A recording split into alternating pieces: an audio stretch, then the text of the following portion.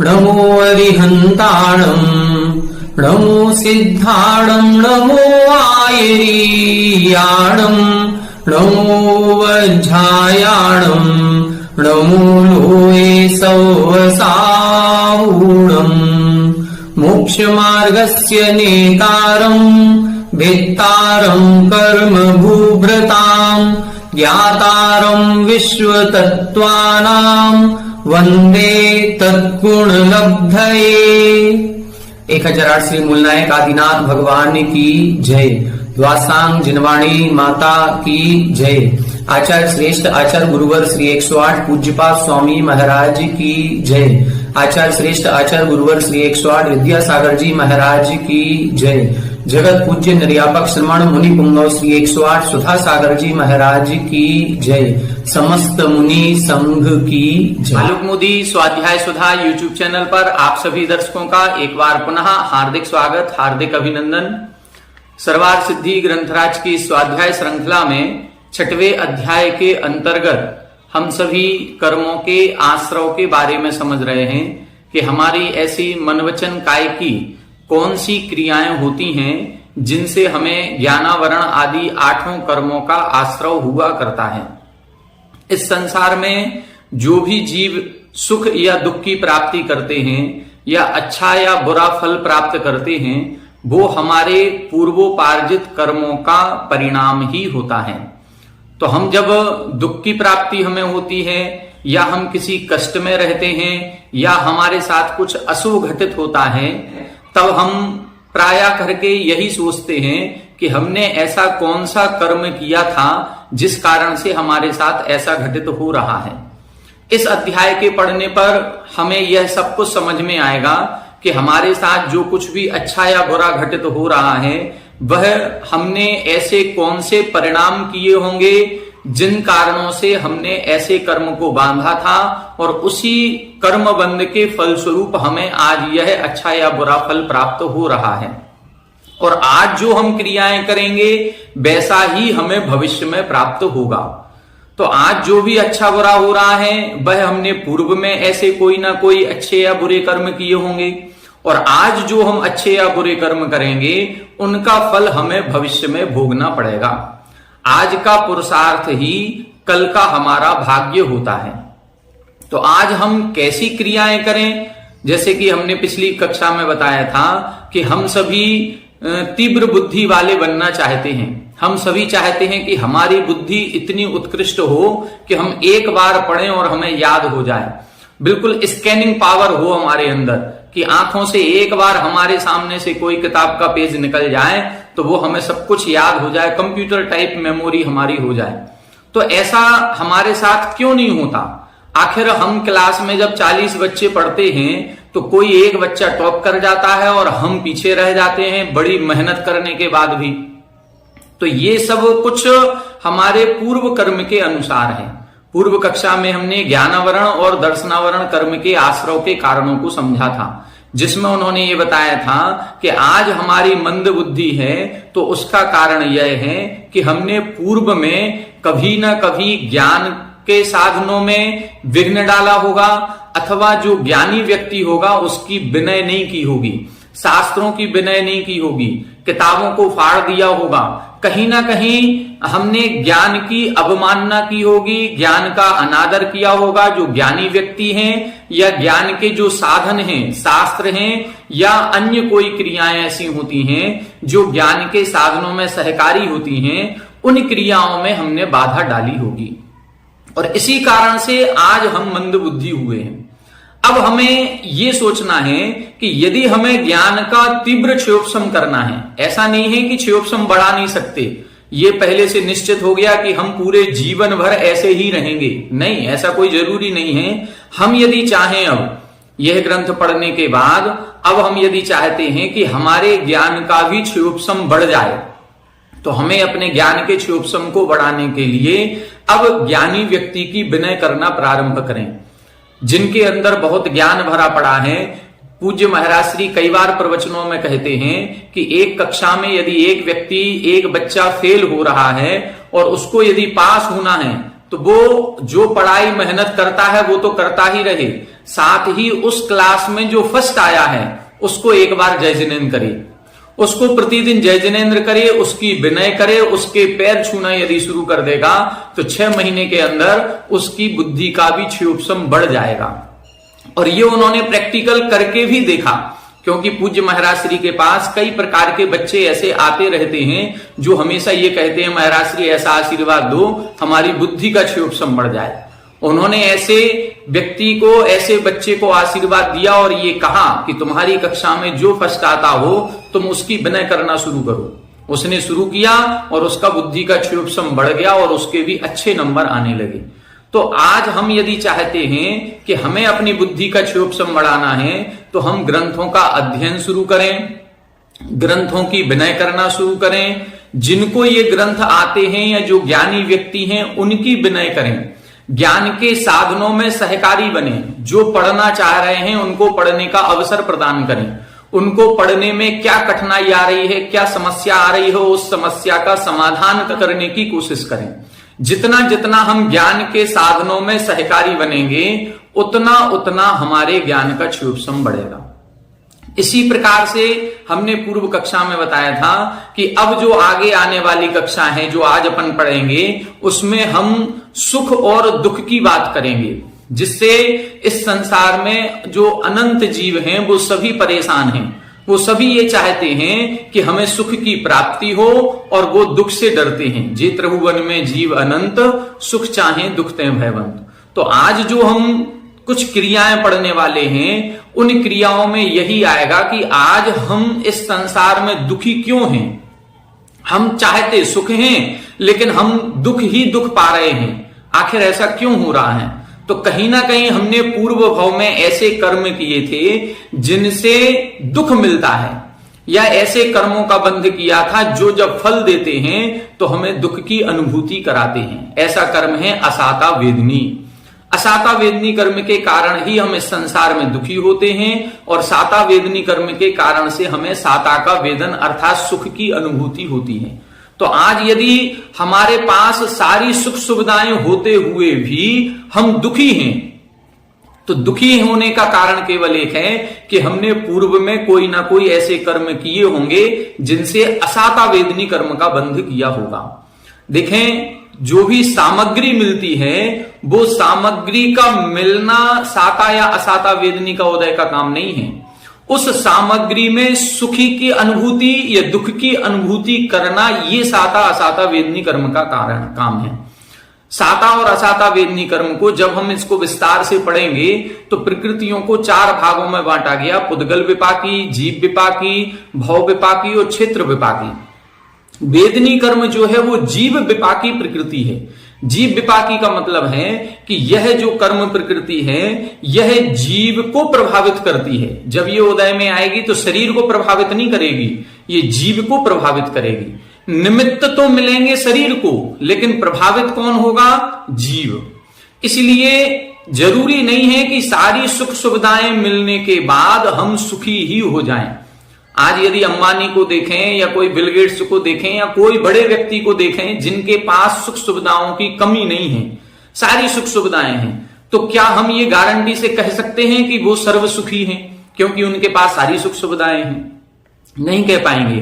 क्यों? क्योंकि वह अनुभव कैसा कर रहे हैं। वो अनुभव यदि अच्छा कर रहे हैं तो सुखी हैं। तो साता वेदनी कर्म के उदय में फीलिंग अच्छी आएगी, सुख सुविधाएं मिलेंगी। ये नहीं, सुख सुविधाएं तो अन्य कर्मों के उदय से मिलेंगी, अंतराय कर्म के क्षयोपशम से मिलेंगी, लाभांतराय कर्म के क्षयोपशम से, भोगांतराय के क्षयोपशम से, उपभोगांतराय कर्म के क्षयोपशम से, इनसे सारी सामग्रियों की प्राप्ति हो जाएगी। लेकिन उस सामग्री के प्राप्त होने पर हम सुखी हैं कि दुखी हैं, ये हमारे साता और असाता वेदनी कर्म पर डिपेंड करेगा।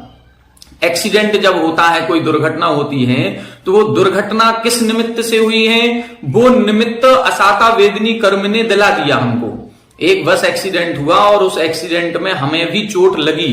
वो चोट लगना असाता वेदनी कर्म के निमित्त से लगी, लेकिन उस चोट में अब हम वेदन क्या कर रहे हैं? यदि हम दुख का वेदन कर रहे हैं तो असाता वेदनी कर्म का उदय माना जाएगा। सुख का वेदन कर रहे हैं तो हमें साता वेदनी कर्म का उदय होगा। क्योंकि एक्सीडेंट तो हुआ है, लेकिन उस एक्सीडेंट के बाद हम वेदन क्या कर रहे हैं। कई लोग ये कहते हैं बहुत अच्छा हुआ जो केवल हमारे हाथ में ही फ्रैक्चर हुआ।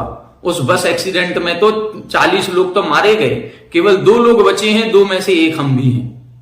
चोट हमें भी आई है, हाथ में फ्रैक्चर भी हुआ है, लेकिन अभी हम वेदन क्या कर रहे हैं। हम वेदन हाथ में फ्रैक्चर होने के बाद भी सुख का कर रहे हैं। तो वह निमित्त हमें भले ही अशुभ मिला था, लेकिन अशुभ निमित्त मिलने पर भी यदि हम सुख का वेदन कर रहे हैं तो हमारे साता वेदनी कर्म का उदय माना जाएगा।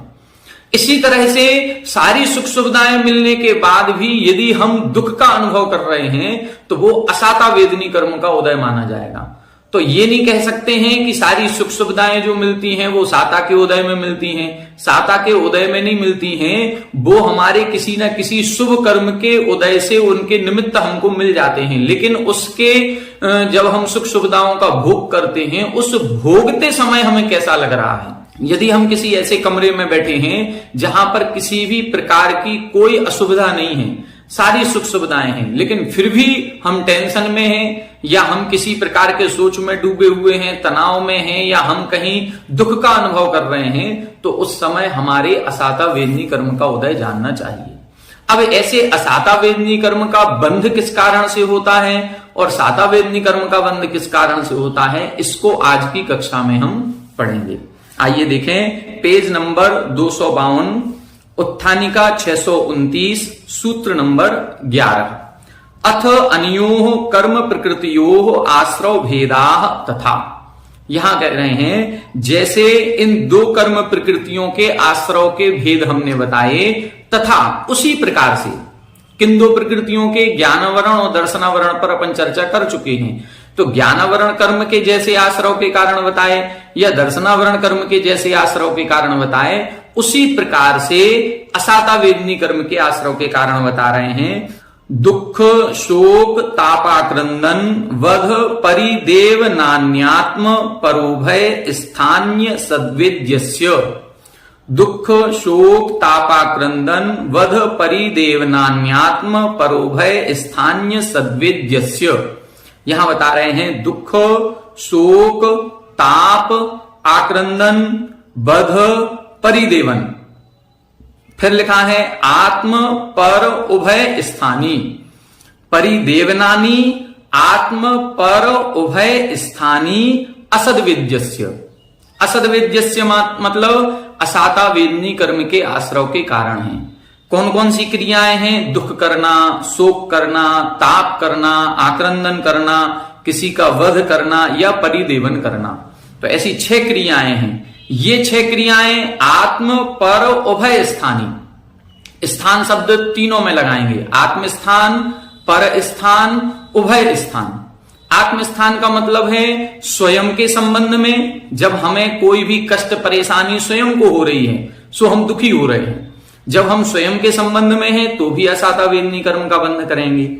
पर स्थानी का मतलब है दूसरे के संबंध में, हमें कोई कष्ट परेशानी नहीं है लेकिन हमारा बेटा बीमार है, तो बेटा बीमार है, दुखी हम हो रहे हैं, तो ये हो गया पर स्थानी। और उभय स्थानी का मतलब दोनों के संबंध में, कोई दूसरा हमारा चिर परिचित है, वो दुखी है सो भी हम दुखी हैं, और हमारे शरीर में भी कोई परेशानी है इसलिए भी हम दुखी हैं, इसको बोलेंगे उभय स्थानी। तो ये जो 6 क्रियाएं दुख आदि का वेदन करना, ये यदि हम वेदन कर रहे हैं, चाहे वो स्वयं के संबंध में हो, चाहे दूसरे के संबंध में हो, चाहे दोनों के संबंध में हो, हम असाता वेदनी कर्म का ही बंध कर रहे हैं। यहां अपन को एक विशेषता देखनी है कि दुख करने से असाता वेदनी कर्म का बंध होता है। और दुख मिलता किस कारण से है? असाता वेदनी कर्म के उदय में ही दुख मिलता है। असाता वेदनी कर्म के उदय में ऐसे निमित्त मिल जाएंगे कि हम दुखी होंगे। जब असाता वेदनी कर्म के उदय में हम दुखी होंगे और दुखी होने पर फिर से असाता वेदनी कर्म बांधेंगे, मतलब क्या है? कर्म पुनः कर्म को बांधने का प्रयास करता है। इष्टोपदेश में अपन ने एक श्लोक पढ़ा था, कर्म कर्म हिताबंधी जीवो जीव हितस्पृहा। कर्म कर्म का हित चाहते हैं, आत्मा आत्मा का हित चाहती है। वो यहां पर ये सिद्ध हो रहा है कि कर्म जब उदय में आता है तो वो अपनी जाति का ही भला करता है, मतलब कर्म को पुनः बांधने का प्रयास करता है। इसीलिए असाता वेदनी कर्म के उदय में ऐसे निमित्त मिलेंगे कि पुनः असाता वेदनी बंधेगा। अब असाता वेदनी के उदय में ही हमें दुख के निमित्त मिले, और यदि हम उस कर्म के प्रभाव में दुखी हो गए तो पुनः कौन सा कर्म बांधेंगे? असाता वेदनी कर्म बांधेंगे। आज एक्सीडेंट हुआ है और उस एक्सीडेंट में यदि हमें कोई चोट लगी है और हम बहुत ज्यादा दुखी हो रहे हैं, रो रहे हैं, चीख रहे हैं, चिल्ला रहे हैं, सब कुछ कर रहे हैं, तो ये मान के चलना कि पुनः हमने असाता वेदनी कर्म बांध रहे हैं, और जब पुनः असाता वेदनी कर्म बनेगा तो समझ लेना अब एक एक्सीडेंट और होगा। क्योंकि वो कर्म कौन सा बांधा है हमने? असाता वेदनी। जैसा कर्म हम आज बांधेंगे उसी का फल हमें भविष्य में प्राप्त होने वाला है। तो यदि हमें एक्सीडेंट से, दुर्घटनाओं से, कष्ट परेशानियों से बचना है तो पूर्व में जो कर्म हम बांध चुके हैं उनके उदय यदि हमको प्राप्त होते हैं, कोई दुख के निमित्त मिलते हैं, तो उस दुख के निमित्त में दुखी नहीं होना है, उसको शांत भाव से सहन करें। ये मान करके सहन करें कि हमने पूर्व में ऐसा कर्म किया था, लेकिन हमें अब आगामी समय में ऐसा दुख ना मिले, इसलिए हमें उस दुख में दुखी नहीं होना है। पुण्य पाप फल माही हरक बिलखो मत भाई। पुण्य के फल में हर्ष नहीं करना है और पाप के फल में विषाद नहीं करना है। यदि हम पाप के फल में विषाद करते हैं तो पुनः वही कर्म बांधेंगे। कर्म की ये प्रकृति होती है, जो कर्म जैसा फल देता है उस फल में यदि हम उस रूप परिणमन कर जाते हैं तो पुनः उसी कर्म का बंध करेंगे। असाता वेदनी के उदय में दुख मिलेगा, और यदि हम दुखी हो गए तो पुनः असाता वेदनी कर्म का बंध होगा। तो ये जितनी भी क्रियाएं लिखी हैं ये सब दुख की लिखी हैं। अब इनको अर्थ समझते हैं। 630 पीड़ा लक्षण परिणामो दुखम। पीड़ा लक्षण परिणाम, जो सामान्य से शरीर आदि में हल्का फुल्का कष्ट होता है उसको हम दुख कहते हैं। जैसे हम कहते हैं आज बहुत सर दुख रहा है, आज थोड़ा पेट दुख रहा है, आज हमारे बदन में दर्द हो रहा है, अच्छा नहीं लग रहा है, ये सब क्या है? ये दुख कहलाता है। दुख का मतलब है थकावट होना। थकावट होने पर जो सामान्य पीड़ा होती है उस पीड़ा को दुख कहा जाता है। दुख बहुत तीव्र नहीं होता है, ये सामान्य। आज काम करते करते 8 घंटे हो गए, अब थकावट हो गई, कमर दर्द होने लगी, सिर में दर्द होने लगा, हाथ पैर दुख रहे हैं, ये सब दुख के अंतर्गत आएगा। अनुग्राहक संबंध विच्छेदे वैकलव्य विशेषः शोकः। शोक किसे कहते हैं? अनुग्राहक संबंध विच्छेदे। जो हमारा अनुग्राहक था, उपकारी था, उस उपकारी का संबंध विच्छेद हो गया, मतलब वह उपकारी हमसे दूर चला गया। या तो जहां हम लोग साथ में रहते थे वहां से वह कहीं दूर चला गया, अथवा उसका देहावसान हो गया, एक्सपायर हो गया, मरण करके अन्य गति को चला गया। तो अनुग्राहक संबंध विच्छेदी, जब किसी उपकारी का वियोग होता है तो जो विकलता अंदर होती है उसे हम शोक कहते हैं। आप सभी ने देखा होगा जब कहीं हमारे घर में कोई मर जाता है तो फिर हम शोक पत्र लिखते हैं, उसमें दुख पत्र नहीं लिखते, उसमें हम आक्रंदन पत्र नहीं लिखते, ताप पत्र नहीं लिखते, उसको क्या नाम दिया? शोक पत्र। बहुत सोच समझ के ये शब्द शायद इसी ग्रंथ से निकाला गया कि वह शोक है। अनुग्राहक का संबंध विच्छेद हो गया, जो हमारे घर परिवार में था, हमारा उपकारी था, अब उसका वियोग हो गया है, तो जो विकलता आ रही है उसको हम शोक कहते हैं। परिवाद आदि निमित्तात् आविल अंतःकरणस्य तीव्रानुशयः तापः। ताप किसे कहते हैं? परिवाद आदि निमित्तात्, परिवाद आदि के निमित्त से, आविल अंतःकरणस्य, जब मन में बहुत विकलता उत्पन्न होती है, तीव्र अनुशया, जब बहुत अंदर संताप होता है उसे हम ताप कहते हैं। परिवाद किसे कहते हैं? परिवाद का मतलब है निंदा होना, बुराई होना।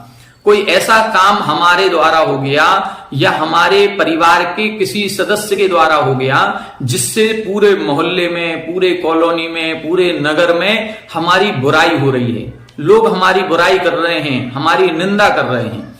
तो इस निंदा के कारण से जो अंदर में विकलता होती है उसे हम ताप कहते हैं। कोई बुरा काम, पाप क्रिया हमारी ऐसी उजागर हो गई जो हमने पूर्व में की थी और आज सबको पता चल गई, तो सारे लोग हमारी बुराई करने लगे।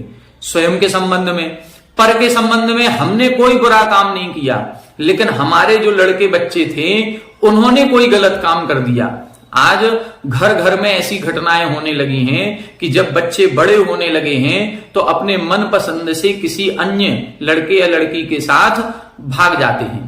तो उसमें क्या हुआ, वो तो अपना संबंध बना के दूसरी जगह चले गए, लेकिन जो घर में माँ बाप रहते हैं उनकी बदनामी पूरे नगर में, पूरे कॉलोनी में होती है। उस समय जो विकलता का परिणाम हो रहा है उसको हम ताप कहते हैं। परिवाद आदि अर्थात निंदा आदि के निमित्त से परिताप, जात, अश्रुपात, प्रचुर विप्रलाप आदि भी व्यक्त क्रंदनम आक्रंदनम। आक्रंदन किसे कहते हैं, जो परिताप हुआ था अब उस परिताप की थोड़ी सी तीव्रता और बढ़ गई। कितनी तीव्रता बढ़ गई कि अश्रुपात, प्रचुर विप्रलाप, अब अश्रुपात होने लगा। अभी तो केवल मन में ही बार बार ये चिंतन आ रहा था कि लोग क्या सोच रहे होंगे हमारे बारे में, लोग कैसी कैसी बातें कर रहे हैं हमारे बारे में, लेकिन अभी आंसू नहीं निकल रहे थे। अब यहां बता रहे हैं कि अश्रुपात होने लगा, आंखों से आंसू निकल रहे हैं, और प्रचुर विप्रलाप, और जोर जोर से आवाज करते हुए हमारा रोना भी हो रहा है। व्यक्त क्रंदनम, व्यक्त क्रंदनम का मतलब वो जो आवाज है, जो अंदर का संताप था वो बाहर से प्रकट होने लगा, और बाहर से जो प्रकट हो रहा है उसको हम आक्रंदन कहते हैं। तो अश्रुपात होते हुए जोर जोर से रोना, उसको हम आक्रंदन कहेंगे। आयु, इंद्रिय, बल, प्राण, वियोग, कर्णम, बधा। यहां बता रहे हैं आयु का, इंद्रिय का, बल का, ऐसे जो प्राण हैं उन प्राणों का वियोग करनम, उन प्राणों का वियोग कर देना, विच्छेद कर देना, उसको वध कहते हैं। 10 प्रकार के प्राण होते हैं, आयु, 5 इंद्रियां, 3 बल, श्वासोच्छ्वास। तो ऐसे प्राणों का वियोग करण ये वध कहलाता है। किसी भी एक इंद्री का भी विच्छेद हो रहा है तो उसको हम वध के अंतर्गत लेंगे, या पूरा आयु ही खत्म कर दी तो भी वध के अंतर्गत आएगा। अब हम लोग घर गृहस्थी में ऐसी क्रियाएं करते हैं, होती ही हैं, कि कहीं ना कहीं सूक्ष्म जीवों का घात होता ही होता है। जब तक हमारे द्वारा किसी सूक्ष्म जीवों को, किसी ना किसी जीवों को कोई ना कोई घात हो रहा है, कोई ना कोई इंद्री का विच्छेद हो रहा है, कोई ना कोई ताप, परिताप, दुख आदि पहुंच रहा है, तो हमें उस कर्म का बंध होगा। क्योंकि भले दुख उसको मिला है, लेकिन निमित्त कौन बना, वो हम निमित्त बन रहे हैं। तीनों चीजें लिखी थी, आत्मस्थानी, पर स्थानी, उभय स्थानी। यदि हमारे निमित्त से किसी दूसरे को भी दुख हो रहा है, वो दुखी हो गया, तो भी कर्मबंध हमको होगा। संक्लेश परिणाम अवलंबनम, गुण स्मरणानुकीर्तन पूर्वकम, स्वपर अनुग्रहाभिलाष विषयम, अनुकंपा प्रचुरम, रोदनम, परिदेवनम। परिदेवन किसे कहते हैं, संक्लेश परिणाम अवलंबनम, संक्लेश परिणामों का आलंबन लेकर के। परिणाम कौन से लेने हैं, संक्लेश। और फिर क्या है, गुण स्मरण अनुकीर्तन पूर्वकम। दूसरा व्यक्ति जो भी जिसका वियोग हुआ है या दूर गया है, ऐसे व्यक्ति के गुणों का स्मरण करते हुए, बहुत अच्छा व्यक्ति था, सबकी सहायता करता था, सबके काम करता था, सबके लिए बहुत अच्छा था, उपकारी था, ऐसे गुणों का स्मरण करते हुए स्व पर अनुग्रह अभिलाष विषयम, स्वयं के ऊपर उपकारी था, दूसरों के ऊपर उपकारी था, और सभी की इच्छाओं की पूर्ति करता था, ऐसा स्मरण करते हुए अनुकंपा प्रचुरम रोदनम, ऐसा रोदन करना कि दूसरे को भी दया आ जाए। कई बार हम इतना तीव्र करुणाजनक रोते हैं कि हम तो रो रहे हैं, लेकिन हमें रोता हुआ देख करके कोई दूसरा व्यक्ति भी रोने लग जाता है। जब दूसरा व्यक्ति भी रोने लग जाए उसको बोलते हैं परिदेवन, करुणाजनक रोना, दूसरे को भी दया आ जाए ऐसा, तो ये परिदेवन है। ननुच शोकादीनाम दुख विशेषत्वात् दुख ग्रहणम एव अस्तु। प्रश्न कर रहे हैं कि शोकादीनाम दुख विशेषत्वात्, ये शोक, ताप, आक्रंदन, बध, परिदेवन, ये तो दुख ही है, दुख के ही विशेष कारण हैं, और जब दुख के ही विशेष कारण हैं तो दुख ग्रहणम एव अस्तु। फिर आपने सूत्र में इन सब को क्यों लिया, केवल आप सूत्र में एक शब्द लिख देते दुख, जो आपने इतना बड़ा सूत्र लिखा, दुख, शोक, ताप, आक्रंदन, बध, परिदेवनानी, ऐसा ना लिख करके सीधा लिखते दुखानी आत्म परोभय स्थानी असद्विज्यस्य। सूत्र छोटा हो जाता और अर्थ पूरा निकल आता, क्योंकि ये सब दुख के ही तो प्रकार हैं। तब इधर उत्तर लिख रहे हैं सत्यम एवं, ये आपका कहना बिल्कुल सही है। तथापि कतिपय विशेष प्रतिपादनेन दुख जाति अनुविधानम क्रियते। फिर भी कतिपय विशेष प्रतिपादनेन, हमने जो ये कुछ बताए हैं, ये नाम लिखे हैं, इन नामों से उस दुख की जातियों का विधान किया है कि दुख कितने प्रकार का होता है। दुख एक प्रकार का नहीं है। ये जितने भी दिए हैं ये उत्कृष्ट उत्कृष्ट अधिक अधिक दुख को देने वाले हैं। दुख में बहुत कम दुख है, शोक में और ज्यादा है, ताप में और ज्यादा, आक्रंदन में और ज्यादा, वध में और ज्यादा, परिदेवन में तो बहुत ज्यादा। तो इसलिए ये हमने दुख की जातियों का विधान करने के लिए लिखा है। जैसे यथा गहु इति उक्ते अनिर्ज्ञाते विशेषे तत्प्रतिपादनार्थम खंड मुंड कृष्ण शुक्लादि उपादानम क्रियते तथा दुख विषय आश्रव असंख्य लोक भेद संभवात दुखम इति उक्ते विशेष अनिर्ज्ञानात् कतिपय विशेष निर्देशनेन तद विशेष प्रतिपत्ति ही क्रियते। यहां बता रहे हैं जैसे गहु इति उक्ते, जैसे हम बोलते हैं गाय, केवल गाय अकेले शब्द बोलने से अनिर्ज्ञाति विशेषी, उसकी विशेषताओं का ज्ञान नहीं होता है, तब हम क्या बोलते हैं तत्प्रतिपादनार्थम, उसकी विशेषताओं को बताने के लिए हम बोलते हैं खंड मुंड कृष्ण शुक्ल आदि उपादानम क्रियते। खंड यानी सींग वाली गाय, मुंड यानी बिना सींग वाली गाय, कृष्ण काली गाय, सफेद गाय। तो ये जो हमने बोला है कि बिना सींग वाली या सींग वाली गाय, काली गाय, सफेद गाय, ये जो हमने शब्दों का उच्चारण किया है ये उस गाय की विशेषताओं को बताने के लिए किया है। सामान्य गाय बोलते तो भी काम बन जाता। हम बच्चों से बोलते हैं गाय है क्या, उसको रोटी डालना है, तो भी काम बन जाता। और हम बोल रहे हैं नहीं काली गाय आई है क्या, या बच्चे बोलते हैं मम्मी वो सफेद वाली गाय आ गई, वो बिना सींग वाली गाय आ गई। तो ये जो अपन ने विशेषता बताई है उससे उस गाय का विशेष ज्ञान हो रहा है। इसी प्रकार से दुख विषय आश्रव असंख्य लोक भेद संभवात, दुख से संबंधित आश्रव की यदि हम क्रियाएं बताएंगे तो असंख्यात लोक प्रमाण भेद बन जाएंगे, क्योंकि जितने अनंतानंत जीव हैं उन सभी जीवों का दुख अलग अलग है। हमारा आपका दुख एक सा नहीं हो सकता, एक ही घर में रहने वाले 10 लोगों का दुख एक सा नहीं हो सकता, सबका अलग अलग है। एक घर क्या बोले, एक शरीर में रहने वाले, जैसे साधारण शरीर होता है उस एक शरीर के अनंत जीव स्वामी होते हैं। शरीर एक, स्वामी जीव अनंतानंत, तो भी उन अनंत जीवों का सबका दुख अलग अलग होगा, एक समान नहीं होगा। शरीर एक है जबकि एक साथ श्वासोच्छ्वास हो रहा है, एक साथ जन्म हो रहा है, एक साथ मरण हो रहा, तो भी उन सभी जीवों का दुख अलग अलग है। इसलिए दुख कितने प्रकार का है, असंख्यात लोक प्रमाण भेद संभवात दुखम इति उक्ते। यदि हम दुख केवल इतना सा शब्द लिखते तो उसकी विशेषताओं का ज्ञान नहीं होता।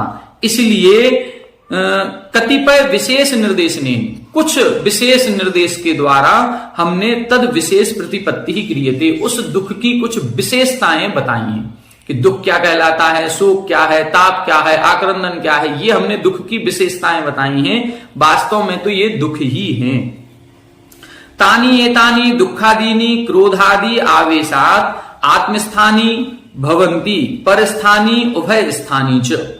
तानी एतानी दुखादीनी, ये जितने भी दुख आदि हैं ये क्रोध आदि आवेशात, क्रोध अमान माया लोभ, ये जो कषायों के उत्पन्न हो जाने के कारण से इनके प्रभाव से आत्मस्थानी भी होते हैं, परस्थानी भी होते हैं और उभय स्थानी भी होते हैं। स्वयं के संबंध में भी हो जाते हैं, दूसरे के संबंध में और दोनों के संबंध। एतानी सर्वाणी असद्वेद्य आश्रव कारणानि वेदितव्यानि, ये सभी मिलकर के असाता वेदनी कर्म के आश्रव के कारण जानने चाहिए। तो हम दुख करेंगे तो पुनः असाता वेदनी कर्म का बंध करेंगे, शोक करेंगे तो भी असाता वेदनी कर्म का बंध हो रहा है। यदि हमारे घर में कोई व्यक्ति एक्सपायर हो गया है, हमारी निंदा आदि हो रही है, हम तीव्र दुख या तकलीफ के कारण रो रहे हैं, या हम किसी सूक्ष्म चलते फिरते उठते बैठते सूक्ष्म जीवों का घात कर रहे हैं, तो कहीं ना कहीं हमने दुख के निमित्त उत्पन्न किए हैं। और दुख के निमित्त उत्पन्न होने से अब हमें पुनः असाता वेदनी कर्म का बंध होगा, और असाता वेदनी कर्म का जब बंध होगा तो उसका फल सुख रूप नहीं होगा, वो भी दुख रूप ही होगा। इसलिए अब हमें करना क्या है, जो भी हमारे साथ कुछ अशुभ घटित हो जाए या हमें दुख के निमित्त मिले, उस समय हमको कोशिश ये करनी है कि हम दुखी ना हो। बस ये अपन को पूर्व कर्मों को हम अभी नहीं बदल सकते कि पूर्व कर्मों को हम बदल दें, अब पूर्व कर्मों को जब नहीं बदल सकते, वो अपना फल देंगे, तो हम इतना कर सकते हैं कि हम अपने आत्मबल को बढ़ाएंगे और दुख के निमित्त मिलने पर भी दुखी नहीं होंगे। दुखी नहीं होंगे तो हम भूतकाल में जो घटित हो चुका उसको नहीं बदल पाएंगे, लेकिन भविष्य में क्या होने वाला है वो अभी हमारे हाथ में है, उसको हम अपने अनुसार बदल सकते हैं। यदि हम भविष्य में सुख चाहते हैं तो फिर हम ऐसे काम नहीं करेंगे जिनसे दुख की उत्पत्ति होती है या ऐसे कर्मों का बंध होता है जो दुख को उत्पन्न कराते हैं। आगे देखें, अत्र च उद्यते यदि दुखादीनी आत्मपरोभय स्थानी असद्वेद्य आश्रव निमित्तानि किमर्थम आर्हतहि केशलुंचन अंसन आतपस्थादीनी दुख निमित्तानि आस्थीयन्ते परेषु च प्रतिपाद्यन्ते इति। अब देखें, बहुत अच्छा प्रश्न इधर इन्होंने किया है कि दुख के निमित्त मिलने पर यदि असाता वेदनी कर्म का बंध होता है, या तो हम दुखी हो रहे हैं या दुख के निमित्त उत्पन्न करा रहे हैं, तो असाता वेदनी कर्म का बंध होता है। तब देखो क्या लिखा है, यदि दुखादीनी आत्म परोभय स्थानी असद्वेद्य आश्रव निमित्तानी, यदि जो दुख आदि हैं चाहे स्वयं के संबंध में हो, चाहे पर के संबंध में हो, चाहे उभय संबंधी हो, असाता वेदनी कर्म के आश्रव के निमित्त हैं, तो किमर्थम आर्हतई, फिर किस कारण से, आर्हतई यानी अरिहंत भगवान के द्वारा, केशलुंचन अंसन आतपस्थादीनी दुख निमित्तानी आस्थीयन्ते, फिर अरहंत भगवान के द्वारा जो मोक्ष मार्ग कहा गया है, उस मोक्ष मार्ग में ये केश लुंचन करना, उपवास करना, नंगे पैर विहार करना, एक टाइम आहार लेना, सर्दी गर्मी के दुखों को सहन करना, ये सारे के सारे उपसर्ग परिसहों को और दुखों के निमित्त को सहन करने की बात क्यों कही, ये क्रियाएं क्यों बताई? जब हम केश लुंचन करेंगे तो ये तो निश्चित रूप से दुख का निमित्त है, और जब दुख का निमित्त है तो असाता वेदनी कर्म का बंध होगा। और आप कह रहे हैं कि केश लुंचन करने से मोक्ष मार्ग बढ़ता है, कर्मों की निर्जरा होती है, मोक्ष की प्राप्ति होगी। इधर तो कह रहे हो कि दुख के निमित्त बनने पर असाता वेदनी कर्म का बंध होगा। फिर आप ये उल्टी बात क्यों कर रहे हो? यदि दुख के निमित्त मिलने पर असाता वेदनी कर्म का बंध होता है तो फिर मोक्ष मार्ग कैसे बनेगा? फिर अरिहंत भगवान के द्वारा ऐसा उपदेश क्यों दिया गया, और ऐसे उपदेश के साथ उस पर श्रद्धा करने की बात क्यों कही गई? स्वयं भी श्रद्धा की उन्होंने और अन्य को भी, परेषु च प्रतिपाद्यन्ते, दूसरों को भी। अब भूखा रहने में, भूख लगती है जब, तो दुख का अनुभव होता है। जब दुख का अनुभव होता है तो फिर क्यों कहा कि उपवास आदि करना चाहिए? केश लुंचन करने में शरीर में कष्ट होगा, नंगे पैर चलेंगे, कांटा है, पत्थर है, कांच है, ये चुभेंगे ही चुभेंगे। बिना कपड़ों के रहेंगे तो सर्दी का दुख आएगा ही आएगा। तो ऐसे ये सारी क्रियाएं, जितने भी 28 मूल गुणों की चर्या कही गई है, वो संपूर्ण चर्या में सुख का एक भी निमित्त नहीं है। जितने भी सुख सुविधाओं के पदार्थ थे उन सभी सुख सुविधाओं से दूर कर दिया। जब सब जगह दुख के निमित्त ही उत्पन्न करा रहे हैं तो फिर ये मोक्ष मार्ग कैसे हो गया? फिर वहां पर असाता वेदनी कर्म का बंध क्यों नहीं हो रहा है? ये ऐसा उल्टा कथन क्यों हो रहा है? तब इधर बता रहे हैं, नैष दोषः, ऐसा कोई दोष नहीं है। अंतरंग क्रोधादि आवेश पूर्वकाणी दुखादीनी असद्वेद्य आश्रव निमित्तानी विशेष्य उक्तत्वात्। यहां क्या कह रहे हैं कि अंतरंग में जो क्रोध आदि आवेश पूर्वकाणी, अंतरंग में यदि क्रोध आदि कसायों की तीव्रता बढ़ रही है तो ये दुखादीनी असद्वेद्य आश्रव निमित्तानी, तब ये दुख आदि की जो क्रियाएं हैं ये असाता वेदनी कर्म के आश्रव के कारण है।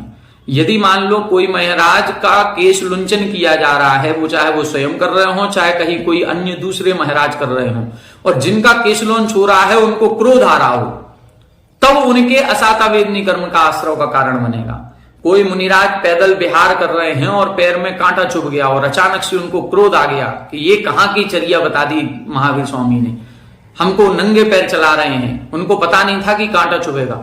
अब यदि क्रोध की बात यदि मन में आ रही है, क्रोध कसाय आ गई है, तो फिर उनके असाता वेदनी कर्म का आश्रय होगा। लेकिन यदि किसी भी कसाय का प्रादुर्भाव नहीं हो रहा है, वो शांत भाव से उस कांटे चुभने पर या छाले पड़ने पर, फोले पड़ने पर भी आराम से विहार करते हुए चले जा रहे हैं, किसी भी कसाय का आवेश नहीं है, तो फिर वह निर्जरा का कारण बनेगा, फिर वो असाता वेदनी के आश्रय का कारण नहीं बनेगा। यथा कस्यचित् भिषजः परम करुणासस्य निःशल्यस्य संयतस्य उपरि गण्डं पाटयतो दुःख हेतुत्वे सति अपि न पाप बंधु बाह्य निमित्त मात्रात एव भवति।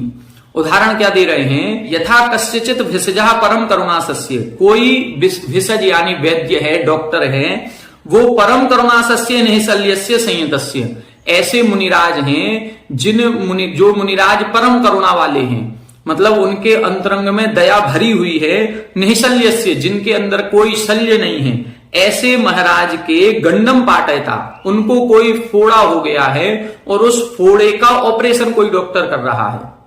देखो किसकी बात कर रहे हैं, मुनिराज की। मुनिराज को फोड़ा होने पर कोई वैद्य उनके फोड़े का ऑपरेशन कर रहा है, तो दुख हेतुत्वे सति अपि, दुख का कारण उत्पन्न कराते हुए भी ना पाप बंधु, उसके पाप का बंध नहीं है। क्यों नहीं है, बाह्य निमित्त मात्रात एव, क्योंकि वह केवल बाह्य निमित्त है, वह केवल बाहर से शरीर को चीरा लगा रहा है। दुख का अनुभव क्या उन मुनिराज के हो रहा है? यदि उन मुनिराज के दुख का अनुभव हो रहा है तो फिर उस डॉक्टर को भी असाता वेदनी कर्म का बंध होगा और उन मुनिराज के भी होगा। लेकिन यदि उन मुनिराज के कोई भी दुख का अनुभव नहीं हो रहा है तो फिर ना डॉक्टर को पाप बंध है और ना मुनिराज को पाप बंध है। अब फोड़े का ऑपरेशन करना ये निमित्त किसका है, दुख का है कि नहीं है? किसी भी शरीर में चीरा लगाएंगे, कट लगाएंगे तो फिर वहां दुख का ही निमित्त है। लेकिन दुख का निमित्त होने पर भी वह व्यक्ति दुखी है कि नहीं है, पहले ये देखा जाएगा। यदि दुखी हो रहा है तो असाता वेदनी कर्म का बंध है, यदि दुखी नहीं हो रहा है तो फिर असाता वेदनी कर्म का बंध नहीं है।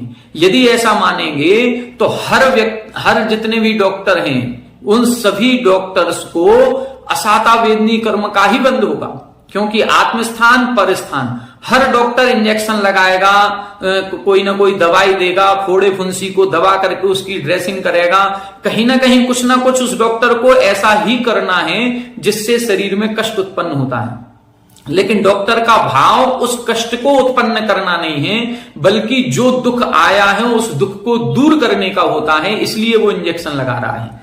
हर बच्चा रोता है इंजेक्शन लगाने में, तो क्या बच्चा रो रहा है तो उस इंजेक्शन लगाते समय डॉक्टर को पाप का बंध होगा? नहीं होगा। क्यों? दुखी तो हो रहा है वो भले दुखी हो रहा है, लेकिन डॉक्टर का जो अंदर का भाव है वो उसको दुखी करना नहीं है, बल्कि उस जो बीमारी है उस बीमारी का दुख ज्यादा है, इंजेक्शन का दुख कम है, तो उस बड़े दुख से उसको दूर करना है कि जो बीमारी इसके हुई है वो बड़ी बीमारी है और बड़ा दुख इसको मिलेगा। उस दुख से दूर करने के लिए एक छोटा सा दुख और दिया जा रहा है, बस ये इधर अर्थ लगाना है। तो गंडम पाटयता, अर्थात उस फोड़े का ऑपरेशन करते हुए भी दुख का निमित्त मिलने पर भी उसको पाप का बंध नहीं है, क्योंकि केवल बाह्य निमित्त होने से। एवं संसार विषय महादुखात उद्विग्नस्य भिक्षोः तन्निवृत्ति उपायं प्रति समाहित मनस्कस्य शास्त्र विहिते कर्मणि प्रवर्तमानस्य संक्लेश परिणाम अभावात दुख निमित्तत्वे सति अपि न पाप बंधः। इसी प्रकार से जो मुनिराज हैं, जो उस चर्या का पालन 28 मूल गुणों की चर्या का पालन कर रहे हैं, मोक्ष मार्ग पर चल रहे हैं, उनको पता है कि इस संसार में रहने पर महादुख है और उस संसार के महादुख से बचने के लिए यदि पैर में एक कांटा चुभ गया तो कोई बड़ी बात नहीं है। जैसे इधर बहुत बड़ी बीमारी से बचने के लिए एक इंजेक्शन लगाया जाता है, तो इंजेक्शन लगाएं चाहे कांटा चुभाएं, दोनों में एक प्रकार की तकलीफ होगी। लेकिन बड़ी बीमारी, बड़े दुख से बचने के लिए छोटा दुख दिया जाता है। इसी प्रकार से संसार के बड़े दुख से बचने के लिए यहां पर जो 28 मूल गुणों की चर्या है वो बहुत छोटे से दुख की बात है।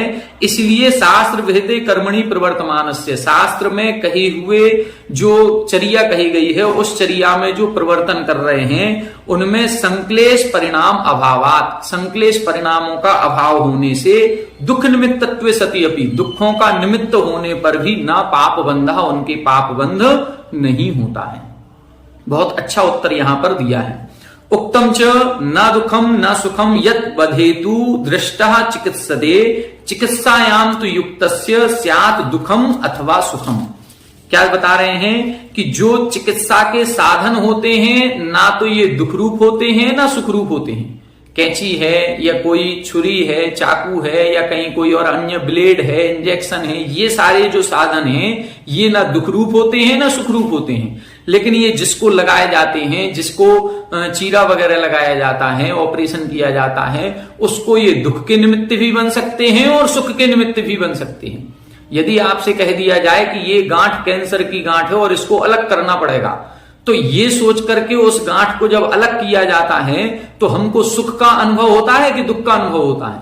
हमको सुख का अनुभव होता है कि भले वो गांठ अलग की जा रही है, हमारे शरीर में एक चीरा लगाया जा रहा है, काटा जा रहा है, दुख दिया जा रहा है, लेकिन एक बड़े दुख से बचाया जा रहा है। इसलिए उस समय हमें दुख का अनुभव नहीं होता है, सुख का अनुभव होता है। तो ये जितने भी चिकित्सा के साधन हैं ना ये दुख रूप हैं ना सुख रूप हैं, लेकिन इनके प्रयोग जिन पर होता है वो दुखी भी होता है और सुखी भी होता है। इसी प्रकार से अगले श्लोक में लिखा है कि मोक्षस्य साधने, मोक्ष की जो क्रियाएं हैं ना ये सुख रूप हैं ना दुख रूप हैं। केश लुंचन करना, उपवास आदि करना, विहार आदि करना, ना ये सुख की क्रियाएं हैं ना दुख की क्रियाएं हैं, लेकिन इनमें जो प्रवृत्ति कर रहा है वो सुखी भी होता है और दुखी भी होता है। इस प्रकार से जानना चाहिए। तो आज की कक्षा में हमने असाता वेदनी कर्म के आश्रव पर विशेष चर्चा की। अब कल की कक्षा में हम साता वेदनी अर्थात सुख किन कर्मों से मिलता है उस पर चर्चा करेंगे, उसके आश्रव के कारणों को जानेंगे, समझेंगे। आज की कक्षा में इतना ही। आप सभी हमारे साथ बने रहें। सभी को जय जय।